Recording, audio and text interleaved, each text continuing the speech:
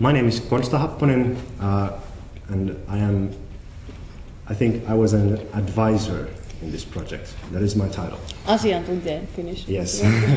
We're not that big on titles in Open Eyes. So. Not very much, no. And I got to be a part of this team that does this project on open citizen science, because we at Open Knowledge Finland have this project called Biodiversity Map, which is basically conservation science done by a lot of citizens, different citizens, some of who have academic degrees, some even in biology, but most do not. And we try to create this map of valuable forests in a part of Finland based on openly available data. And this work package that I was responsible for is based on the experiences and difficulties that I had, or we had, while doing the projects. And I try to identify certain obstacles and lack of services that hindered the progress of this citizen science project.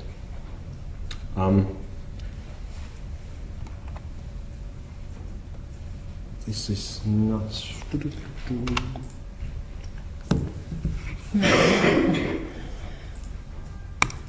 Okay. Parempi. Very much.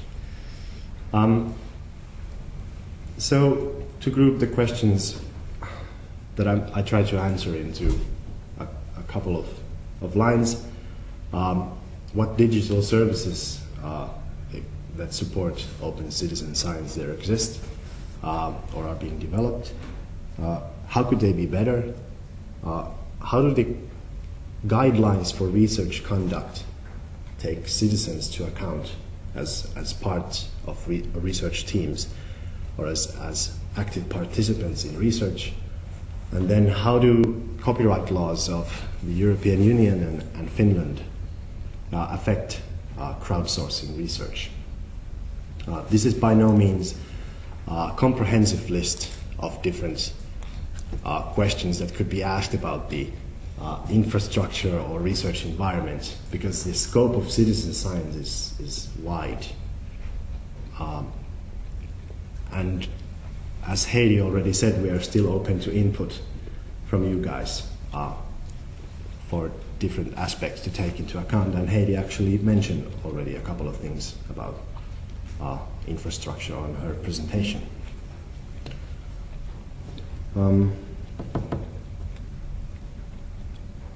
So, a couple of services that we use in the biodiversity map were the data management planner Tuuli, to make a data management plan, and then we went through or tried a couple of data repositories.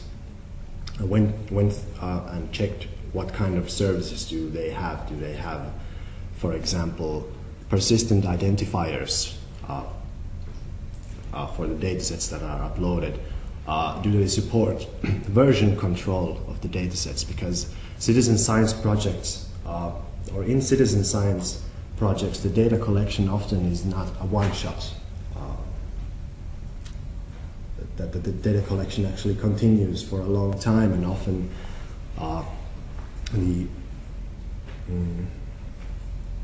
data that comes out of the project is updated on some temporal basis. And so it's important that when the data is uploaded somewhere, that you can, if you do science on that data, that there is some like formal version of the data that you can link to, but also that if you link to some data and more data are added afterwards, that you can find that new data afterwards also. And we found out that there are no Finnish services currently that give this this option.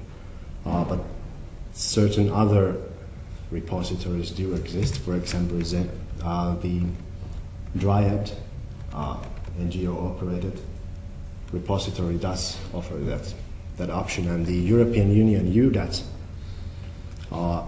does not support versioning of digital object identifiers, but they are developing their service, and it will be a part of it once they finish building up their service. It's a fairly new service. Then there are some specialized services for crowdsourced data collection, none of which were really relevant from the point of our project. And what was my next? Yeah. Some recommendations for these services on how to develop them further. The data management planner tool recommends giving data CC BY licenses for attribution of the data, which is unnecessarily restrictive, and I have a couple of slides on why CC BY is not a very good license for data, especially data. And as I said before, adequate European services for archiving complete datasets do exist, but no reliable services for collecting general observational data currently exist. So as I said, there are field-specific services.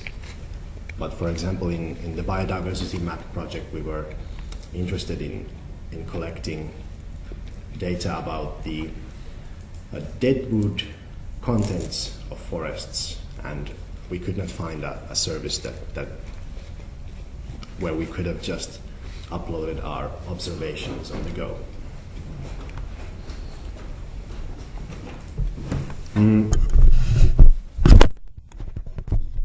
Yes. I always try to speak clearly, but perhaps I should get some training, because I always seem to run out of voice. Anyways, the existing guidelines are mostly relevant for citizen science as well, which is, I think, remarkable, because open science and citizen science are often described as this like game changer or system change.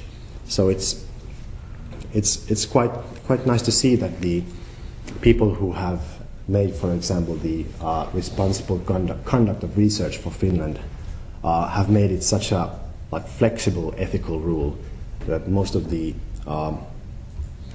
guidelines there are actually relevant to citizen science as well. For example, principles regarding authorship, data storage, and data usage rights should be negotiated in the research group beforehand. So there are some issues with language there if you think this thing from the perspective of citizen science, because what is a research group if every citizen can be part of the research? Is it some? But if you understand that everybody who participates in the research is part of the research group, then most of these guidelines are still good.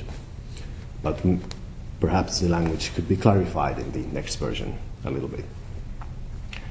And also, I think this is an important thing regarding data authorship and the issues that we discussed before I started going through these slides in the question from the audience, that agreements for participating citizen scientists on these guidelines on authorship and data storage and data usage rights should be gotten from the citizens in some written form, or by making them agree to terms of use for the service that's used to collect the data. Because a lot of hassle with copyright and licenses could be avoided that way. Let me just check what's my next slide. Yes. And also, some of the guidelines for data authorship, for example, by the Social Science Data Archive, state that authorship should go to people who have contributed significantly to the scientific idea of the data set. And I think that's a bit kind of out of date thinking, because in the world of open data and open science, data sets are not used only for one specific paper or some specific research, but they are potentially used for a much wider synthetic kind of research where data flows from all sources. And then it's kind of old-fashioned to think that data authorship should go to the person who has thought about what this data is going to be used for, instead of authorship going to the people who actually work to collect the data or put in hours of their work, especially considering citizen science, because citizen scientists often do not get compensation or monetary compensation at least for the work that they put into collecting different data. And I think that's something that we should actually have like a larger discussion on, that how do we define data authorship? And it's most probably going to be project specific, because different citizen science projects are very different in scope. We have projects that collect data from hundreds of people from all over the world that have gone on for years and years, and that create masses of data. And then we have these where one person might have collected one observation and another person might have collected 10,000 observations of data. And then some projects might be made by a small team where the total number of observations or data points might be only some tens of data points. But in any case,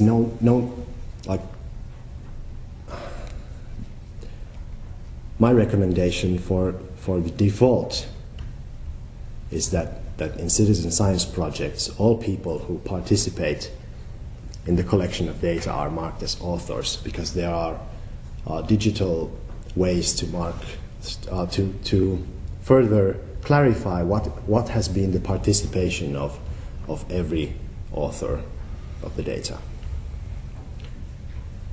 But as I said, this could be the default, but it has to be project specific. Then a couple of slides about the data licensing. Yes. So a CC BY 4 license, or Creative Commons attribution license, is the current recommendation of public administration for licensing data from public sources, and this is probably why it has also been adopted by the Data Management Planner Tooli as the recommended license for data. But this goes against some other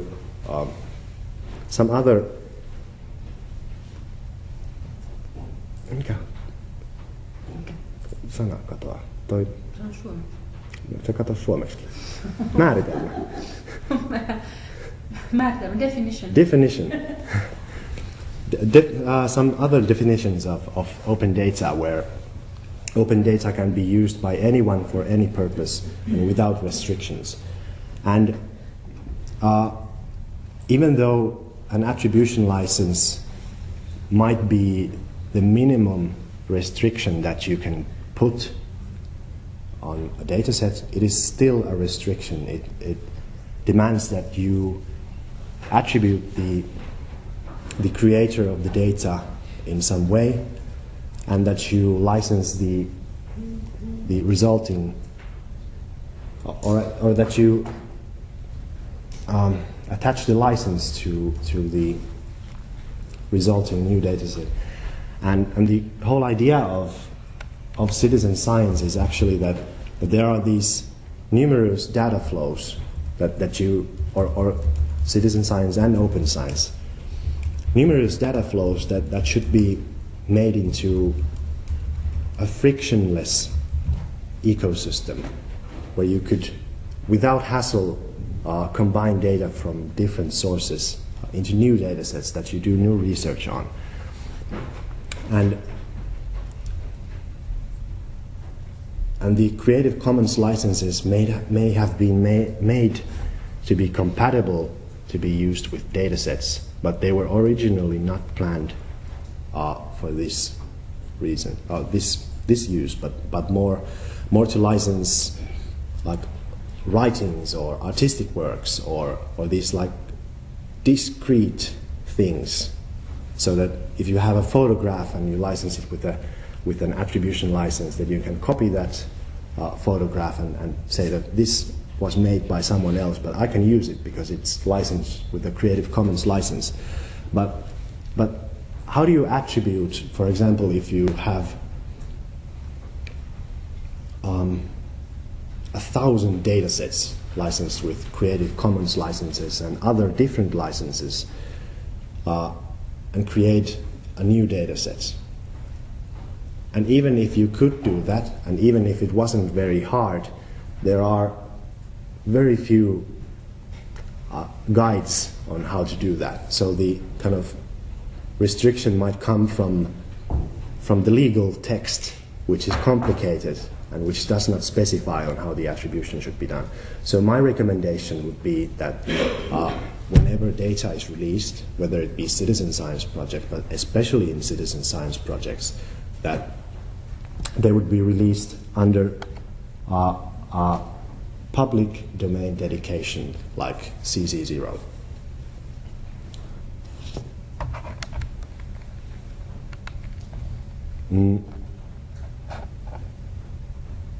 Well, that's my last slide, and it's not actually very interesting. But we have 5 more minutes, and one thing that I wanted to discuss, which I remember that at the start of this project we had some discussions with Heidi and Raimo, but which was then kind of left in the background, is crowdsourcing, not crowdsourcing, crowdfunding of science as a part of citizen science and as a part of getting citizens to participate in scientific research. And I don't know if any of you people who have come here have experience in crowdfunding of research. Do you? No. As I understand, the legal aspects of crowdfunding are quite complicated, and as it stands, we only have one. I think Mecenati is a company, is it not? Yes, it has a business model which helps in crowdfunding research, and there is literally no training in universities on how to do crowdfunding campaigns, and the training is actually done by businesses. So I'd like to hear your thoughts and input on the perspectives of crowdfunding campaigns to participate citizens in research, if you have any.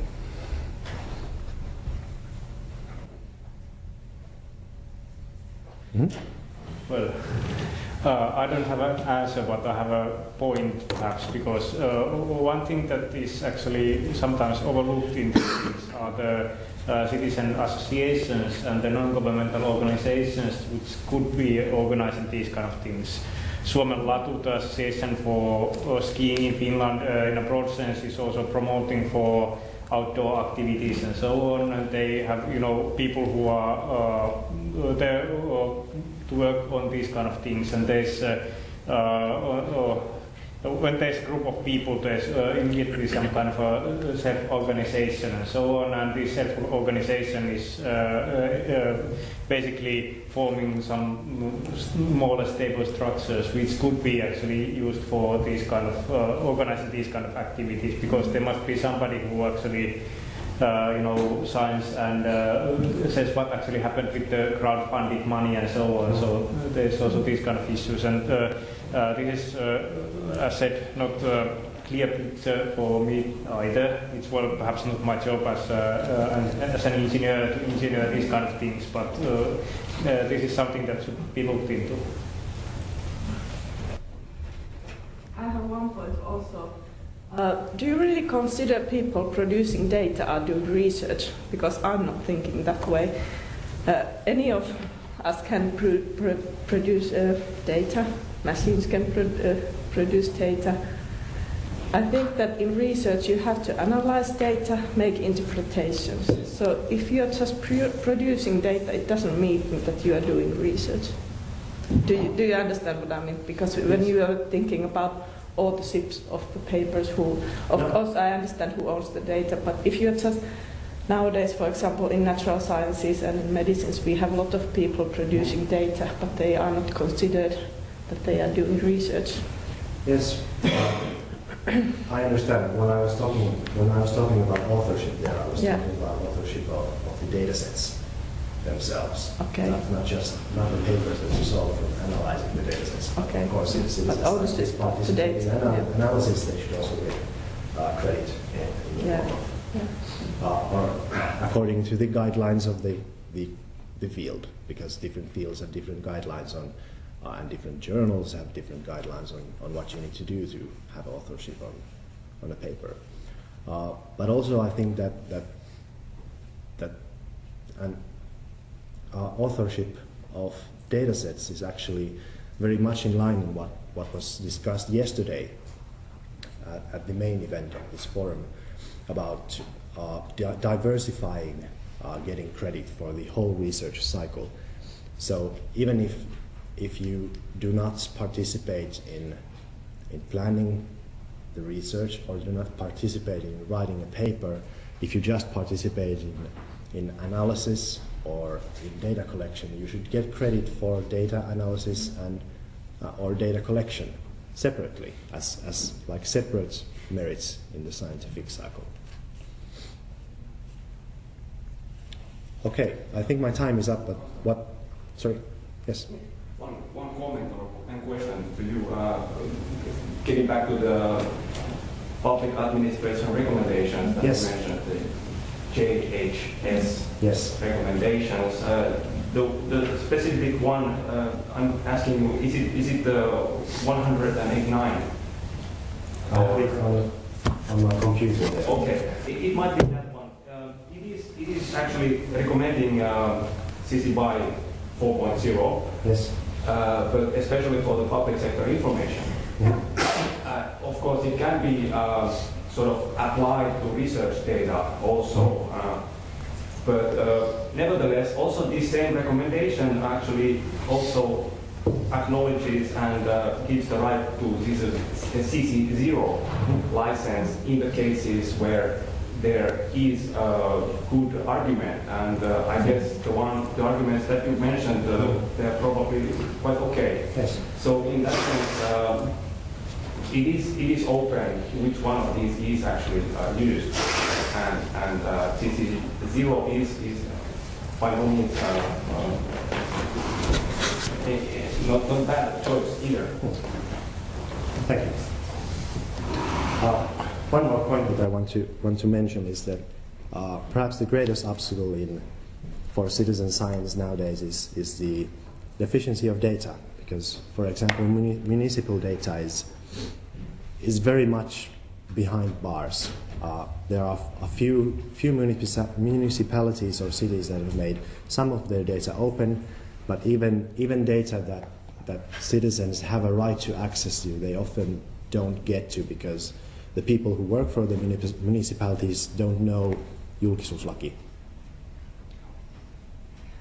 Act on the openness of government activities. Act on the openness of government activities and are hesitant to give data sets or documents that belong to the public. Thank you. Thank you.